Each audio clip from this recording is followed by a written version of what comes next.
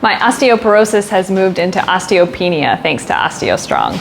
My name is Misty Martin and I'm from North Carolina. I found out about it through a friend who I think had seen it online, and with my osteopenia diagnosis I was looking for a more holistic approach, and just the science behind OsteoStrong and the machines really resonated with me. And so I wanted to, and all the results that they are able to show.